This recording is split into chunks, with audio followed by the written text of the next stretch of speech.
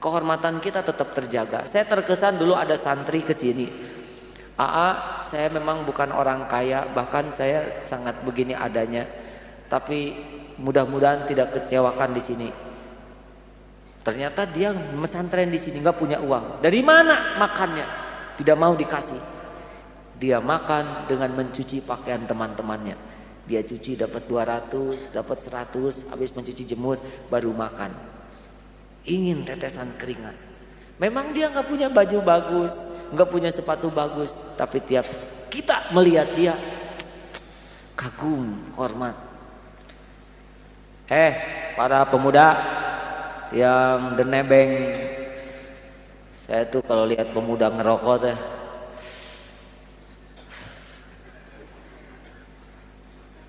mama minta buatan, nggak punya harga diri sama sekali ya nggak. Mahasiswa ngerokok, kerjanya minta-minta sama orang tua. Pakai mobil orang tua, dia yang bergaya lewat ya. Seorang teman kami waktu SMA, bintang kelas, jauh lebih pandai. Saudara-saudaraku, dia ke sekolah biasa-biasa, naik angkutan umum, paling top naik motor Vespa waktu itu. Ketika perpisahan, kami berkunjung ke rumahnya, barulah kami tahu bahwa dia tuh begitu kayanya orang tuanya. Lalu ditanya, kenapa kamu nggak pakai itu mobil segitu banyak? Terus dia mengatakan, "Cik atuh cing punya harga diri, itu kan jerih payah bapak saya. Masa hidup seumur-umur mau jadi nebeng beken begitu? Saya juga pengen punya harga diri, berkah dari perjuangan diri saya." Dia memang dihormati karena kepandaiannya. Dan kita makin salut saja.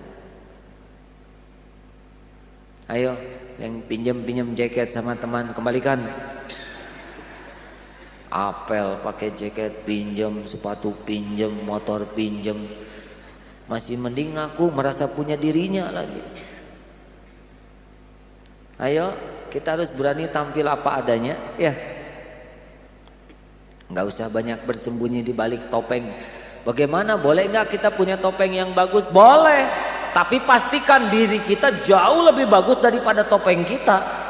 Jadi ketika topengnya diambil, wow, keren begitu semangat.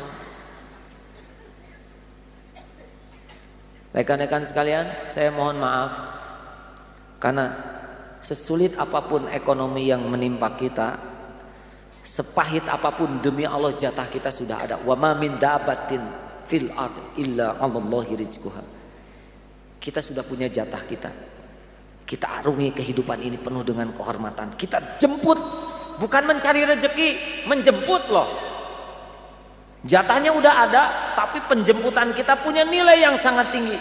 Ketika kita mencarinya, kita sangat jaga kehormatan kita. Udah dapat rezeki, kita distribusikan.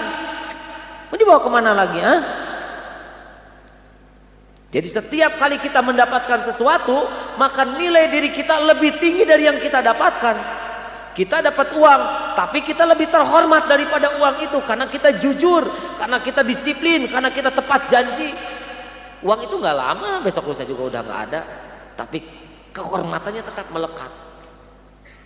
Dan kalau kita udah dapat dunia, maka pikiran kita itu distribusi. Bagaimana mungkin sebanyak mungkin uang kita raih, supaya sebanyak mungkin orang bisa makan dengan tetesan keringat kita, supaya sebanyak mungkin orang bisa berpakaian dengan jerih payah kita, supaya sebanyak mungkin orang bisa berteduh, bisa merasakan nikmat.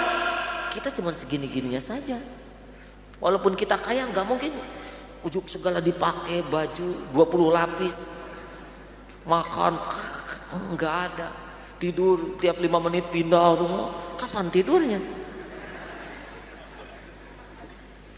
Saudara pengen rumah yang kecil atau yang besar? Coba. Sedang. Kalau saya sih pengen rumah yang pas-pasan ya, pas kebutuhan keluarga. Sekarang rumah 2x3, penghuni 12 orang, saya kira jadi masalah. Sekarang rumah 200 kali 300 meter persegi, biaya perawatannya aja 3,5 juta. Sedang gaji cuma 700.000, saya kira stres. Ada itu yang rumahnya besar hanya tinggal setengah bulan karena ternyata biaya perawatannya tinggi. Siapa yang pengen New Ice, Baby Benz, Mercedes New Ice, Cung? Ada? Nggak apa-apa, ada nggak cuma nggak usah bayar ya. Spionnya aja 5 juta itu ya. Setiap hari saudara jaga spion 2 itu 10 juta. Kalau bukan makomnya nggak usah pengen ya. Yang pengen itu adalah sesuai keperluan, sesuai kemampuan, ini saja. Perlu tapi nggak mampu, nggak usah paksain diri. Mampu tapi nggak perlu, nggak usah. Sendal jepit 10 pasang mewah karena kaki kita cuma sepasang. Walaupun harga sendal jepit 2.000, tapi kita sudah melampaui keperluan kita, itulah mewah ya. Mewah itu bukan barang mahal, barang yang melampaui keperluan dan kemampuan jadi mewah. Kalau nanti udah macet di mana-mana, insya Allah kita beli helikopter, latihan nanti. Jadi setiap masjid itu lubangi alasnya. Para mubalik itu kan, dan melamun mah tidak usah bayar. Nah saudara-saudaraku yang baik, jadi mohon sekali bahwa keyakinan kita kepada Allah itu benar-benar harus dibuktikan dengan sikap yang selalu menjaga kehormatan ya. Enggak akan meleset, percayalah. Jujur dari Allah, tidak jujur juga dari Allah ya. Kita terus merangsak dalam hidup dengan sadar hidup yang cuman sekali-kalinya ini. Moto kita adalah hidup untuk mempersembahkan yang terbaik, yang bermakna bagi dunia dan berarti bagi akhirat nanti. Itulah ibadah bagi kita. Jangan hanya ingin akhirat saja, dunia juga harus kita nikmati ya. Di dunia udah sengsara, di akhirat belum tentu lagi. Sempurnakan ibadah itu adalah untuk mempersembahkan yang terbaik. Ingat, Allah yang Maha Agung benar-benar Maha tahu segala kebutuhan kita, lebih tahu daripada kita sendiri. Tidak usah rewel. Setiap perbuatan akan kembali kepada dirinya. Sekecil apapun kebaikan, mutlak akan kembali kepada kita.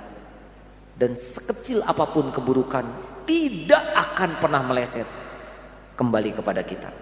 Saudara naik motor, ada sebuah lubang, ada airnya, cut. Air tumpah kepada yang di pinggir jalan, kita kabur. Apa akan lolos? Demi Allah tidak bisa. Orang itu, innalillahi ya Allah. Tuh engkau lihat sendiri, dia tidak bertanggung jawab. Silakan saja diurus oleh Allah. Nabrak, masuk ke got yang udah keluar dari sana pohon runtuh. Pas keluar ternyata dipati lele. Leleknya dipegang, ternyata datang yang punya kolam, maling lele.